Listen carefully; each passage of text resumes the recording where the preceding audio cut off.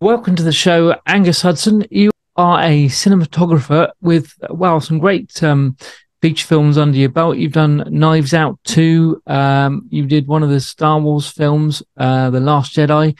You've done all kinds of work throughout your career so far, starting out at the tender age of 17 as a runner for Studio Lambert. From there to working in freelance. In 1984, you were freelance as a camera assistant on commercials. You've done, well, loads of stuff. You've worked in lighting. You worked all over the place in music videos as well. So there's loads more to talk with you about, Angus. Thank you so much for joining us, and please do tell us more. Tell you more. Gosh, I think you've summed it up. Yeah, that's about it. No, there's loads more. Come on. The achievements of my life in one fell swoop. Yeah.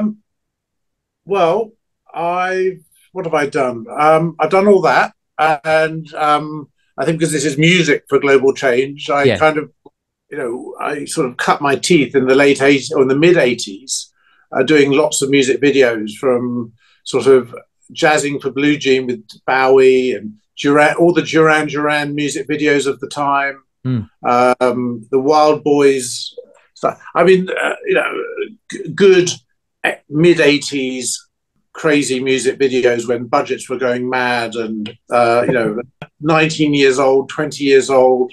Yeah, the attraction of the music industry. We thought we were camera assisting rock stars. Yeah. But actually, we were just riding on the coattails of the great, or the great plural, greats plural. I think I started camera assisting properly around sort of 82, 83, and started working on music videos in around 83. And it was almost that I can't quite remember it all. I'm pretty sure I was there, but I can't quite remember it. And as I said, it was sort of, I went on tour with UB40 around Russia and Gorbachev. It was still technically the Soviet Union, and UB40 were a cultural exchange.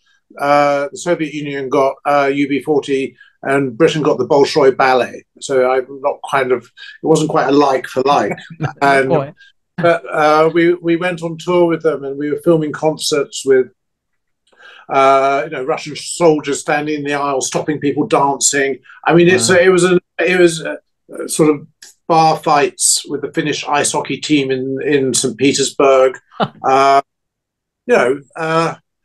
I mean, we were film types in the music industry. They were all rather wild.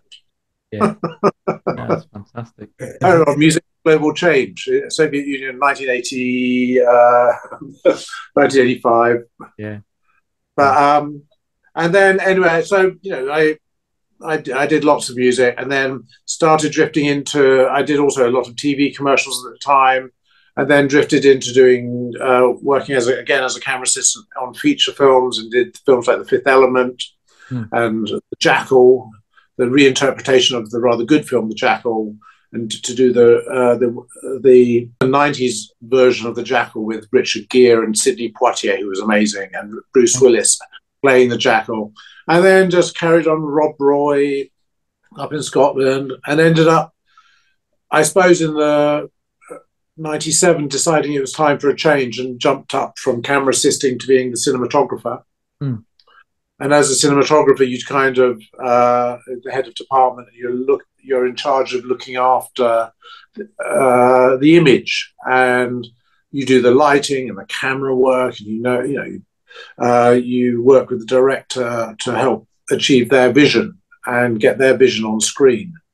And it sounds like when I first started, these visions were sort of Timothée hair commercials. So the vision wasn't very glamorous, and occasionally maybe sort of Mr. Sheen furniture polish. And then it got kind of more glamorous with Nescafe. And I traveled the world doing hair and beauty commercials, and making hair look amazing. And then you do your 10,000 hours, and slowly you start meeting the right people. And again, I'm sure it's much like music. You have to put the time in. It doesn't just happen. It No. doesn't. That's right. That's You right. you got to do that work, and then and I'd already at that point been in the industry for 16 years as an assistant, and then Yeah. it took another 5 or 6 years to get my first feature film. And slowly, you build up and you build up. You catch somebody's eye. You hope to catch somebody's eye, and they give you an opportunity, or you try and make that opportunity. And anyway, and that was in '97, and now 20 something years later, and I've done tons of stuff. And so, how's it feel now, 20 years later? Like, what's changed? I think the streamers happened. People don't go to the cinema as much. I think that it's more difficult to have an individual voice because I think the industry is slightly more corporate. They kind of want guaranteed successes for their investment. And although there is, in a way, the equipment, I started on film, the whole technological thing with digital has come in and changed things, as it has done with music. Yeah. And all of a sudden, everybody can make music on their own. Everybody can make films, at home. And that's great. However, I think one of the tricky things about filmmaking is that it does require quite a lot of people. Everybody can go off and make things on nowadays. You can do it on an iPhone, and the quality is fantastic, but it's not quite good enough. But everybody says there's so many people. When they see people filming on the street or something, there's so many people involved. But they're kind of there because they need to be there in a way. And quite a lot of time, they do their thing and then they sit down and wait for somebody else to do their thing. So it's to make films is it's expensive, and of course you can do it on the cheap, and there are amazing examples of people who do it. But generally speaking, it's difficult to get a film made. If you need a couple of $1 million to make a film that sort of stands up against, and that's considered low budget. And so I think when you get a lot more corporate people involved, they want to make sure they're going to make their money, so they tend to tone down the ideas, make it in the hope to make it a little bit more appealing to a wider audience, so they get their money back plus more. So the auteur filmmaker, where you get a director with a total individual idea and vision, is becoming rarer and rarer, I think. Yeah. And I think the barrier of entry is a lot lower now. And so there's a lot of inexperience out there. Again, I'm sure there's huge parallels within the music industry as you've seen it change over the past 15 years. Yeah, I used to ask crazy questions like, because they didn't have all the trickery that they have now back then, right? So when you're looking at those war movies when there's thousands of people are dying, how much do those extras get paid for that? Right? They got a big scene like that. They got to pay these people. That's, man, no wonder it costs a lot of money. Yeah, I mean, I think they're filming Gladiator 2 now. Yeah. And Gladiator 1, they had 3,500 extras, and Gladiator 2 they've got 500, and they'll do. It's cheaper for them to do crowd rec, so they'll just sort of replicate the crowd and put digital crowd in. They're cheating, man. They're cheating. That's it. They're cheating, and it's cheaper. Both. Yeah, Both absolutely. Cheating is cheaper, but it's a different way of filmmaking. It's I'm sure with again in your game, when you can't afford 10 backing singers, you get one and just double them up a few times. Well, that's how I used to do all my backgrounds, because I called my friends over, hey man, come sing this background part with me. Yeah, when I was living in Hollywood, right? And everybody, yeah, okay, I'm coming. And they never come. So I started doing them myself. Yeah. And you can synchronize with yourself pretty well because you know what you did before, how much energy you gave the note, all that kind of stuff. So there we go. You're cheating, Oh, that's cool. There's another. Well, the thing is, though, Skyler, you're getting paid twice. That's the thing. Now, that's what's good. That's what's good about the vocal union, right? Because when I sang on all those records back then, you know, if they had you sing it on another track, that same note on another track 5 or 6 times, I got paid for every one of those. You know, You really? Oh, really? You get paid by so yeah. So basically, you really liked it when they got 24-track recording and 48-track recording. Oh my God! Yeah. One, 3, 8-track. Nah, mono. Now they go double, like you said. Now they go double that. You know what I mean? Yeah. Oh man, and all that stuff that what's that tune? Auto tune, right? Yeah. You couldn't do that. You couldn't do that back in the day. Yeah. If you look at the Motown review, and that's back in the 60s, early 70s, they didn't have monitors. No. So they couldn't hear what they were singing to themselves, right? Yeah. And they had perfect pitch. Now a producer will go, hey, that's close enough. I can get there from there. Right? Yeah. You look good. You look good. That's the important thing. Yes, yeah. Don't worry about the voice so much, but you look great. Oh my God. I was in the studio and this guy just walked in off of the street, right? And he came, and we ran into recording. Hey man, I got this girl outside, man. Oh man, you should see how she look. And so I go, well, how she sound? He said, yeah, but you ought to see how she look. She's got the perfect voice for auto-tune. That's it. Yeah. Oh my God. It's crazy now, you know, what they can do. Yeah. Tom, you got a question? Well, I've got lots of questions, to be quite honest, Angus. I mean, you, as you've mentioned, as we've both briefly mentioned, have been on some incredible films and certain projects, I suppose I could put it. If you could, are you able to highlight a couple of highlights for you that for you would just so grateful to be part of? Or yeah, actually, I mean, I think I did a film a couple of years ago which kind of ruined me. It ruined me for anything in the future because it was such a good experience. Okay. Oh, wow. Yeah. And you know, that thing where it's kind of the job you've been waiting for all your life in a way. And it was a funny little film that we shot in Italy and in Italian, and the lead was Sophia Loren, and she was 84 years old at the time. And it was shooting in Puglia in southern Italy, and her son was the director. And it's a lovely, lovely story. And working with Sophia Loren, she created such an amazing presence on set. I mean, you know, there's not very many people like her, sort of old school movie stars with that gravity, that presence. And she's gracious, and she's everything you ever wanted sort of a glamorous movie star to be, even at the age of 84. You think, oh. And so the name of the film in English was called The Life Ahead, and you can see it on Netflix. Right. And if you ever do watch it, just watch the Italian version. Okay. Don't you dare watch it with the English dubbing. You understand so much more when you hear it in Italian. You understand, and they all have proper accents. Yeah. Rather than exactly.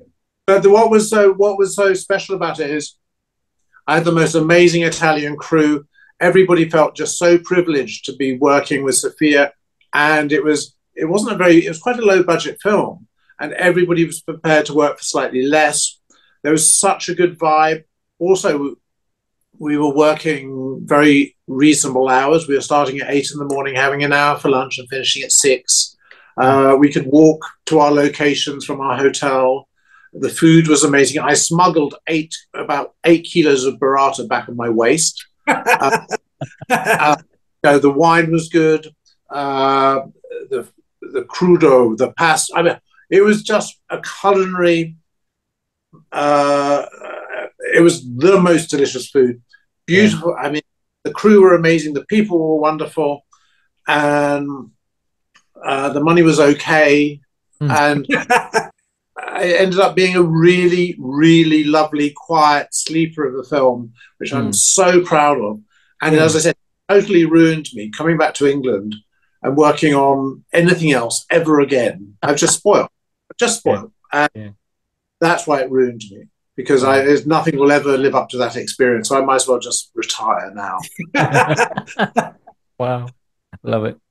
And then the very next project I did was in Manchester for 5 months, and it started literally. I'd just come back from Rome, where I'd been doing some post work on this Italian film, and I went straight to Manchester and started prepping this TV show called Ridley Road, and then COVID happened. We got shut down. We got shut down for 2.5 months whilst sort of the dust settled and how to move forward. And we ended up going back to work and back up to Manchester in quite early on in COVID, so in kind of July, August. And nobody knew how to work in a film set with COVID and masks and daily thing, and everybody was anxious, and we all thought we were going to get shut down every day. And it was such a stressy. We made an amazing TV show, but it was such a stressy situation that it was kind of the antithesis of being in Puglia.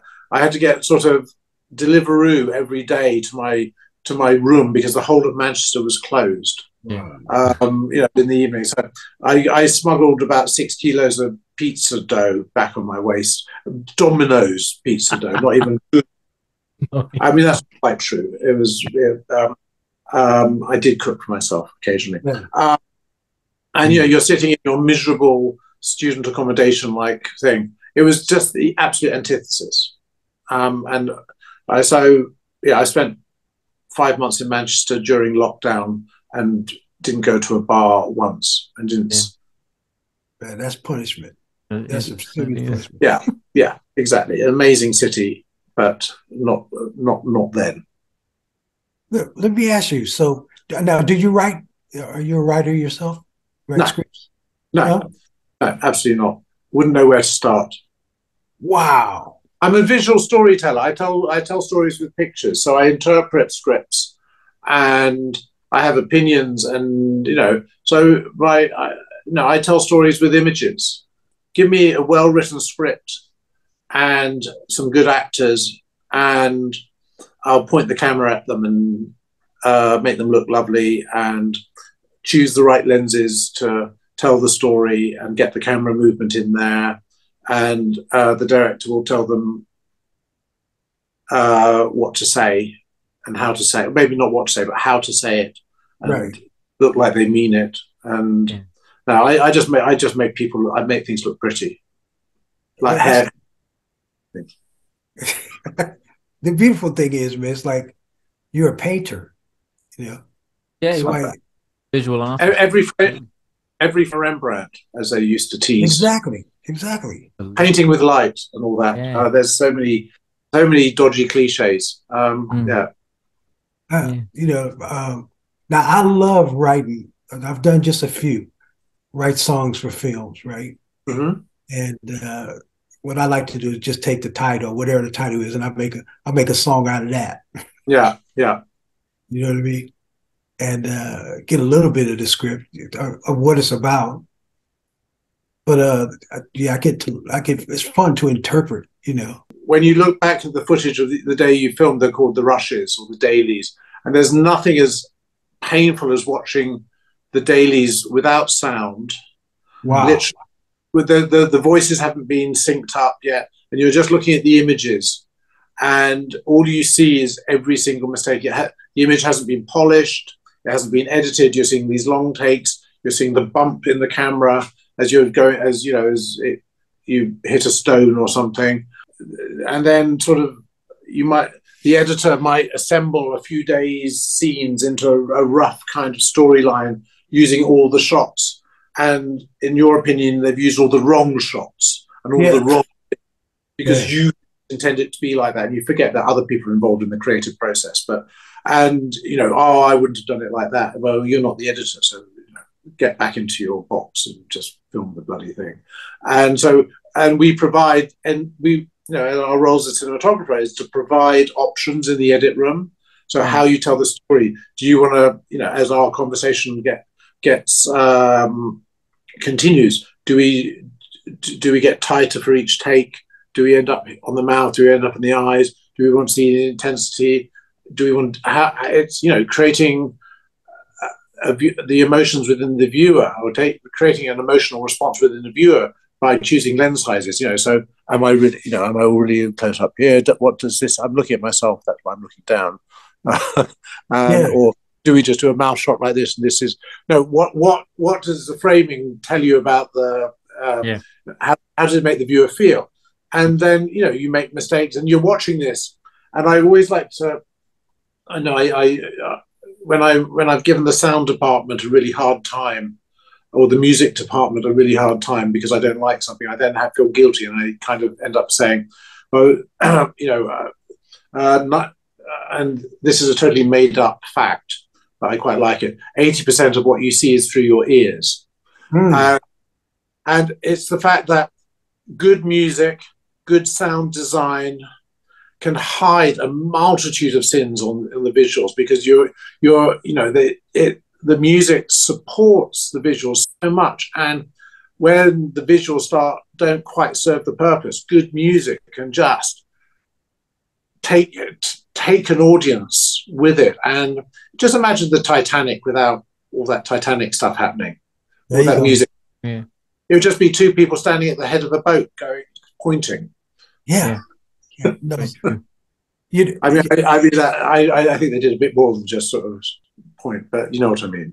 Well, I mean, the film industry, it's there's a lot of camaraderie around it. You go through very intense periods with a group of work colleagues, and you create very close bonds. I mean, it's a bit like bands. You're just you spend most of your time together. And I think one of the most difficult things about when a film finishes is that you kind of it's not so much that the work is finished, it's just that you can't be with this group of people you formed really close relationships with. And I think that it's I think there's a lot of similarities with the music industry, especially when on tour. You're just like that with it, with the people. Thank you for taking the time, cuz, to come on. Thanks so much for joining us. Well, thank you for having me.